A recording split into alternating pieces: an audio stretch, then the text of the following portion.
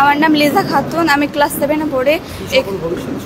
আমার ভবিষ্যতে স্বপ্ন আছে আমি একজন আলেমা লাইনে পড়বো। তো আমি এখানে দুই শিক্ষাতে শিক্ষিত হচ্ছি। এখানে 1 বছর পড়া হচ্ছে আমার। এখানে অন্যান্য মিশন আছে, এখানে অনেক ভালো পড়াশোনা করা হয়। দেখতে পাচ্ছেন আমরা এই মুহূর্তে রয়েছি একেবারে দারুল বানাত গার্লস মিশন, বীরভূম নলহাটিতে কিন্তু এই মিশনটি রয়েছে। এখানে আমরা কিছু স্টুডেন্টদের সঙ্গে কথা বলবো। তোমার নাম কি? আজমিরা খাতুন। কি ইচ্ছা, কি ভবিষ্যতে স্বপ্ন কি আছে? হাফেজ হওয়া, মানে কোরআনের হাফেজ হওয়া। আচ্ছা, কোথায় বাড়ি তোমার? রামপুরহাট। এখন কোন ক্লাসে পড়ো? ক্লাস 9। আরও একজন বোনের সঙ্গে কথা বললাম, আর একজনের সঙ্গে কথা বললাম। তোমার নাম কি? আমার নাম আসরিন খাতুন, আমার বাড়ি বর্ধমান জেলার মন্তেশ্বর থানায়। আমার স্বপ্ন আছে ভবিষ্যতে আমি একটা ডক্টর হতে পারি, আর তার সঙ্গে প্লাস হাফিজা। তোমার নাম? আমার নাম রোহিণী পারভিন। আমার বাড়ি রামপুরহাট। আমার এখানে 1.5 বছর হলো। হ্যাঁ, এই বছরই এসছে। অনেক ভালো। অন্য মিশনে যেমন খাওয়াটা অতটাও খাবার দাবার ভালো হয় না, কিন্তু এখানকার খাবার দাবার অনেক ভালো।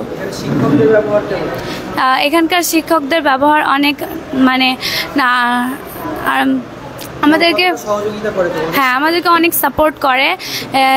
আরবিক যে টিচারগুলো রয়েছে তারা অনেক সাপোর্ট করে, এবং জেনারেলি যে টিচারগুলো রয়েছে ওরা না, মানে ওনারাও অনেক সাপোর্ট করে। তোমার নাম? আমার নাম নাজমিন খাতুন। কোন ক্লাসে? 7।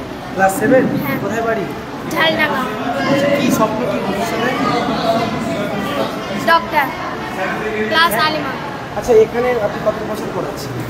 আমার এখানে প্রায় 6 মাস হয়েছে আসা। জি, আমি ইতিহাসের শিক্ষিকা।